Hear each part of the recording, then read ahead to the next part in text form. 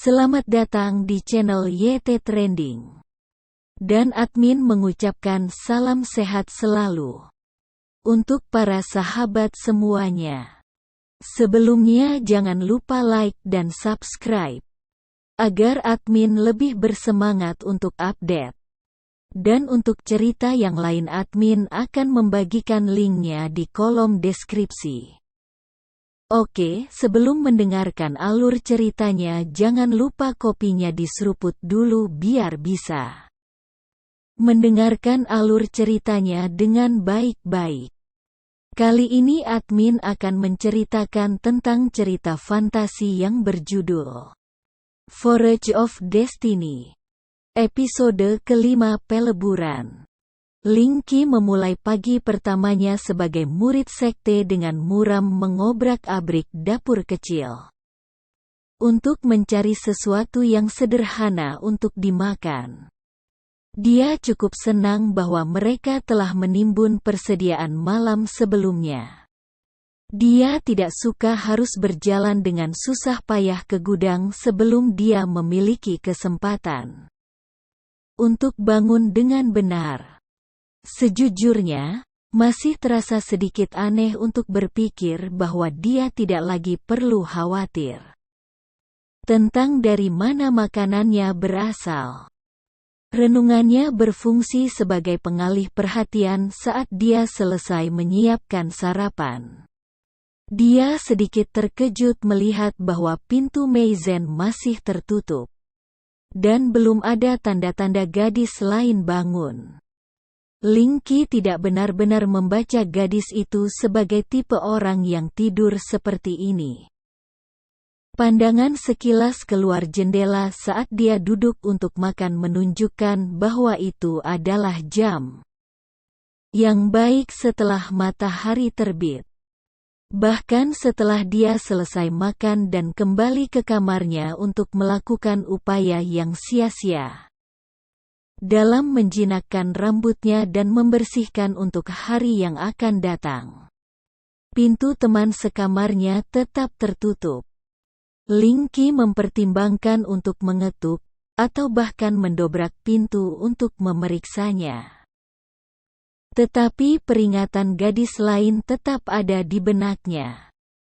Sebagai gantinya, dia memutuskan untuk menghabiskan paginya dengan melanjutkan latihan yang diberikan untuk teknik Argent Soul hingga mendekati tengah hari. Duduk bersila di ruang meditasi yang gelap. Bernapas saja anehnya membuat rileks begitu dia berhasil menenangkan pikirannya. Dan Linky dengan cepat menemukan kelelahannya memudar.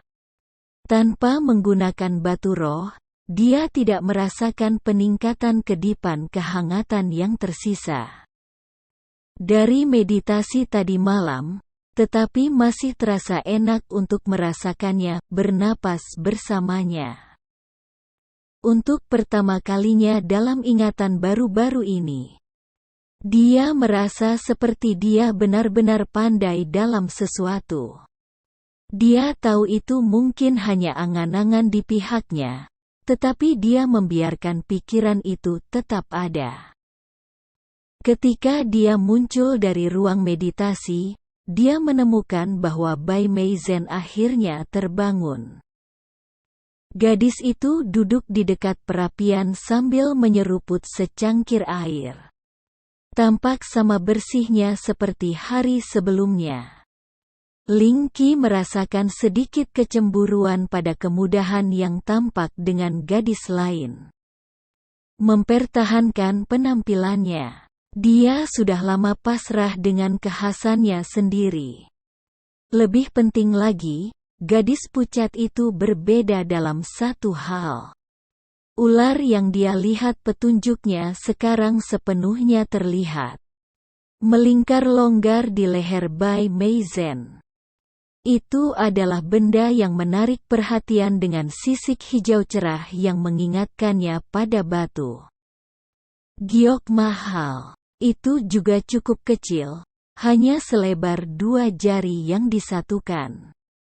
Ular dan gadis itu mendongak dengan sinkronisitas yang menakutkan ketika Ling Qi muncul. Dan dia tidak bisa tidak memperhatikan bahwa mata ular kecil itu memiliki warna yang sama. Persis dengan mata Mei Zhen. Sebelum keheningan menjadi canggung, Ling Qi melihat kembali ke wajah teman sekamarnya. "Oh, kalau begitu kamu bangun. Selamat pagi." Dia tidak merasa perlu untuk mencoba dan berbicara lebih baik di sekitar gadis lain, yang tampaknya tidak bereaksi apa-apa. "Selamat pagi," Bai Mei Zhen menjawab dengan datar, tidak memutuskan kontak mata.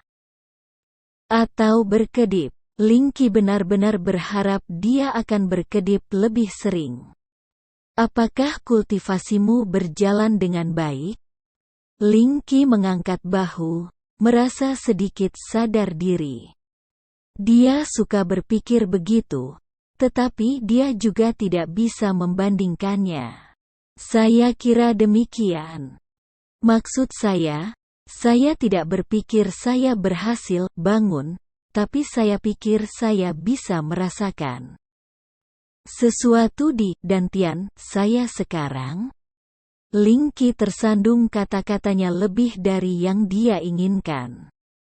Gadis pucat itu hanya mengangguk sedikit sebagai jawaban.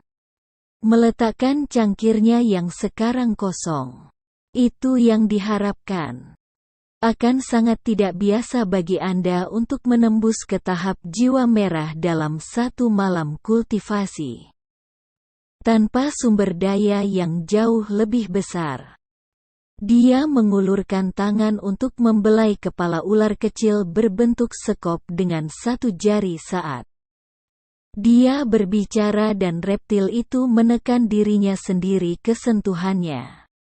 "Saya tidak bisa membayangkan Anda akan gagal mencapainya pada akhir minggu jika Anda berusaha," tambahnya. Nada suaranya sama lembutnya seperti biasanya. Tapi Ling Qi mengira dia akan memberi semangat. Mungkin. Dia juga mungkin akan memberikan ultimatum, sulit untuk mengatakannya. Meskipun begitu, Ling Qi merasa bahwa pandangan gadis ini tentang kecepatan perkembangan alami mungkin sedikit miring. "Saya tahu saya akan mengelolanya." Dia menjawab dengan lebih percaya diri daripada yang sebenarnya dia rasakan. "Tapi aku harus keluar, jadi sampai jumpa lagi." Dia ingin bertanya lebih banyak tentang beberapa hal yang disentuh gadis lain. Tetapi dia akan terlambat jika dia melakukannya. Bai Mei Zhen menanggapi dengan anggukan kecil saat Ling Qi berbalik untuk pergi. Mengalihkan perhatian penuhnya kembali ke ular di lehernya. Pemandangan terakhir yang dia lihat dari mereka adalah ular hijau terang yang mengangkat kepalanya dan mendesis di telinga Bai Mei Zhen, hampir seperti berbisik padanya. Itu adalah hari yang cerah dan cerah, meskipun dinginnya musim gugur cukup kuat. Ling Qi merasa lega karena seragam muridnya terasa hangat meskipun faktanya itu bukan pakaian musim dingin. Itu benar-benar set pakaian terbaik yang pernah dia miliki. Dia masih ingin memodifikasinya sedikit, jika hanya karena kurang cocok. Mungkin dia bisa melihat tentang merusak peralatan menjahit yang telah disediakan untuknya. Pikiran seperti itu disimpan di belakang kepalanya karena sebagian besar fokus Ling Qi adalah memastikan bahwa dia tidak mengalami masalah dalam perjalanan ke alun-alun. Dia tidak tahu apakah persahabatannya dengan Bai Mei Zhen akan cukup untuk mengundang pembalasan nyata, tetapi dia tidak merasa perlu mengambil risiko. Dengan tidak ada yang secara aktif mencarinya dan kurangnya kerumunan yang nyata, tidak sulit untuk mengambil rute memutar ke tepi area tersebut. Sesampai di sana, dia mengitari perimeter sampai dia mencapai jalan masuk yang diukir di sisi gunung. Dia terus menunduk dan membungkuk halus untuk menyembunyikan tinggi badannya, membuatnya keluar tanpa kesulitan. Itu akan menjadi lebih sulit seiring berjalannya waktu, tetapi untuk saat ini, trik kecilnya untuk menghindari pemberitahuan sudah cukup. Untungnya, ada beberapa orang di jalan menuju alun-alun, dan mereka yang bepergian cukup tersebar dan terlalu sibuk dengan pikiran mereka sendiri untuk tidak memedulikannya. Alun-alun itu sendiri lebih padat. Dan disinilah dia pertama kali melihat murid yang lebih tua. Bahkan ada lebih banyak dari mereka daripada siswa seusianya. Dari mana mereka berasal? Dia menempel di tepi alun-alun untuk sementara waktu untuk mengamati, tetapi akhirnya santai.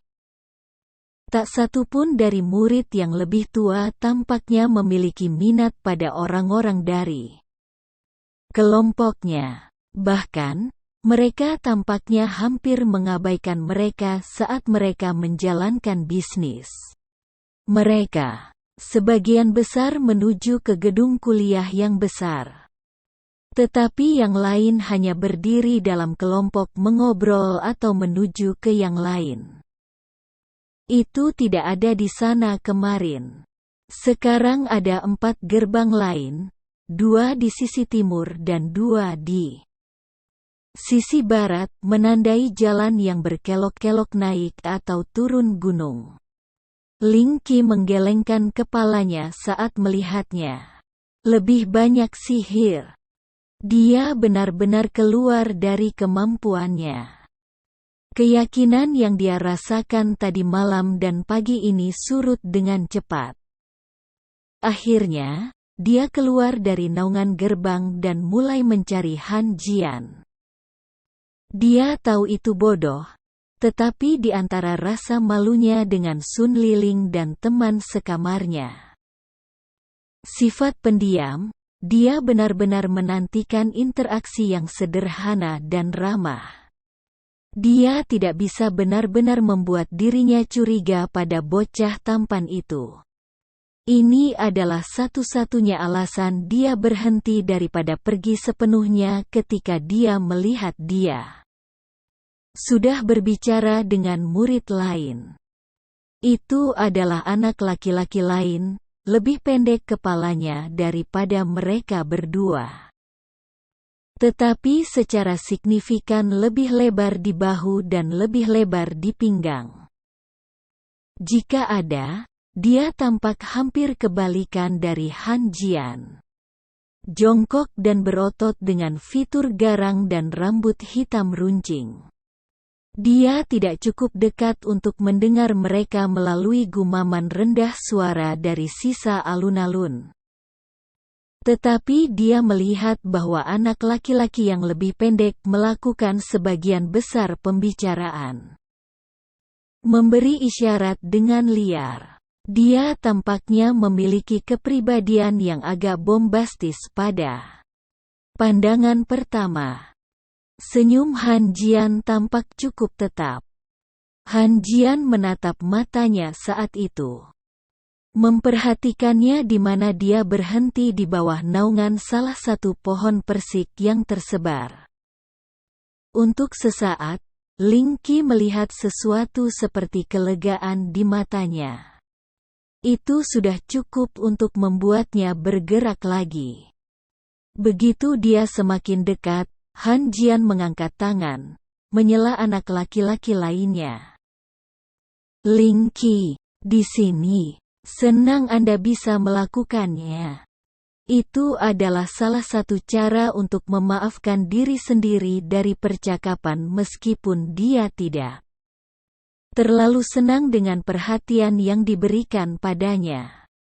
Sementara itu, anak laki-laki yang lebih pendek berbalik dengan cepat ke arah tatapan Han Jian.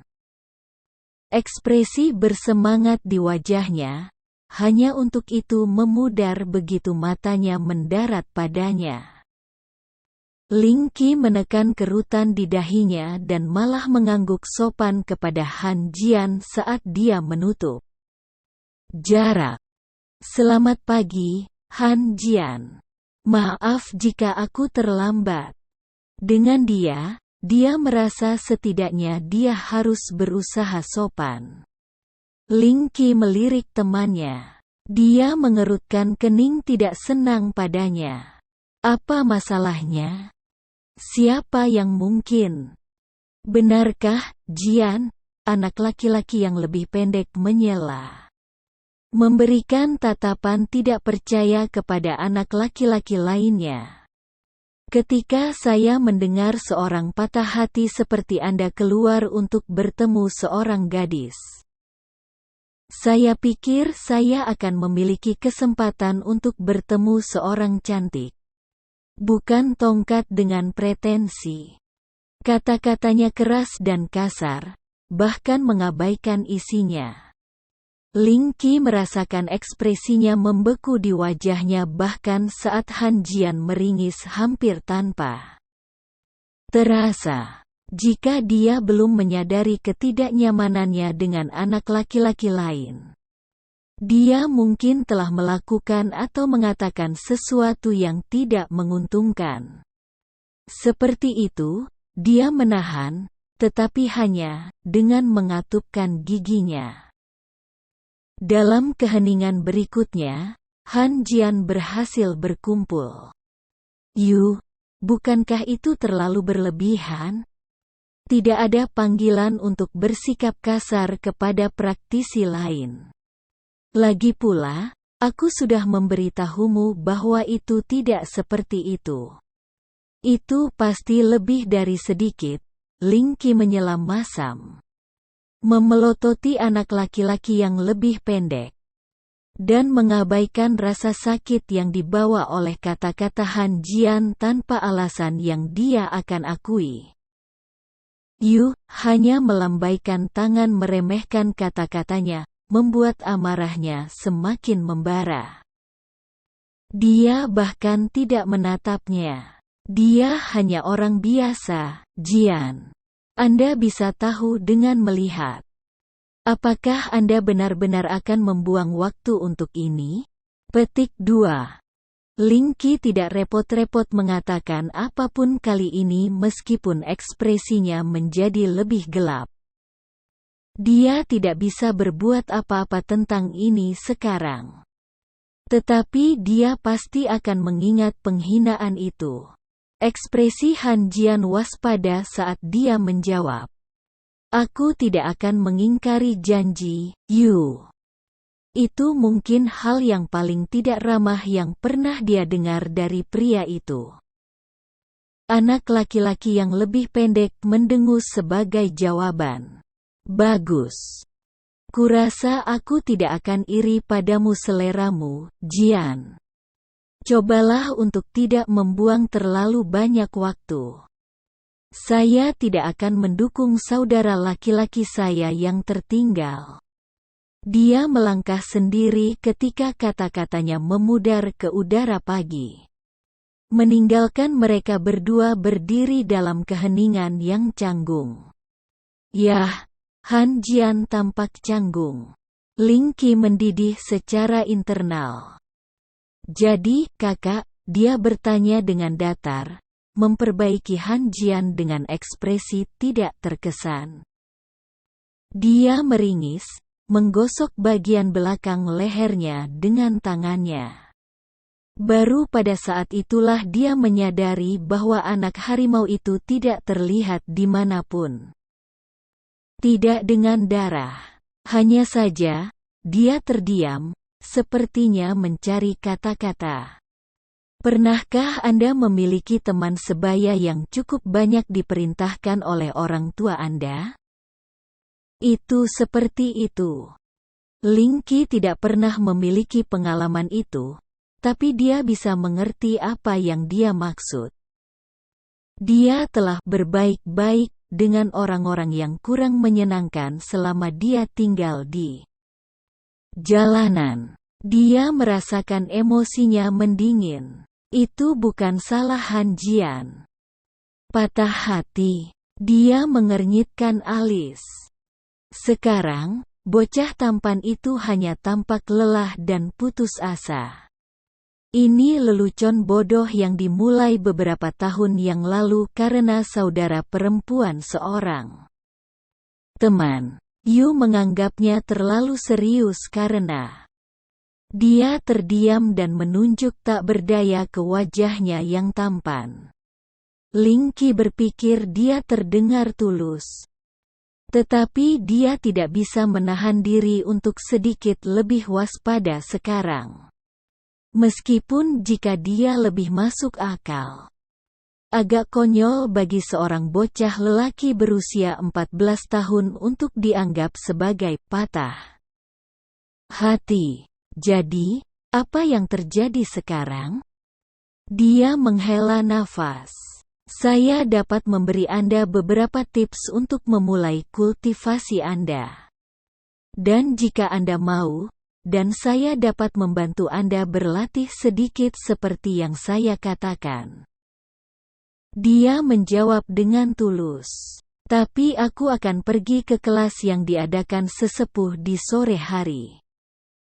Aku juga, kata Linky, merasa sedikit lega. Apakah ini akan menjadi satu kali saja? Kurasa aku bisa menyisihkan 1 atau 2 jam setiap beberapa hari jika kau mau. Han Jian benar-benar tampak hampir terlalu baik. Keledai temannya memang ada benarnya. Dia hanya orang biasa. Mengapa dia rela menghabiskan waktu untuknya? Dia ingin jawabannya adalah bahwa dia hanya menyukainya. Tetapi dia tidak yakin dia bisa mempercayainya. Aku ingin itu. Linky mempertimbangkan untuk bertanya padanya. Tetapi dia tidak bisa mengambil risiko menyinggung dia dan kehilangan bantuannya. Dia membutuhkan setiap sumber daya yang bisa dia dapatkan sekarang. Dia merasa sedikit sedih bahwa pertemuan dengan anak laki-laki lain telah membuatnya curiga. Tapi itu yang terbaik. Di mana kita harus mulai? Dia bertanya. Teman sekamar saya membantu saya merasakan dantian saya. Dan saya pikir saya memiliki latihan pernapasan pertama. Oh, itu cepat, kata Han Jian, alisnya naik. Saya berasumsi maksud Anda latihan Argensol, lanjutnya, yang dia angguk. Aku akan menyerahkan penyelesaian itu kepada penatua nanti. Jika Anda memahami dantian Anda.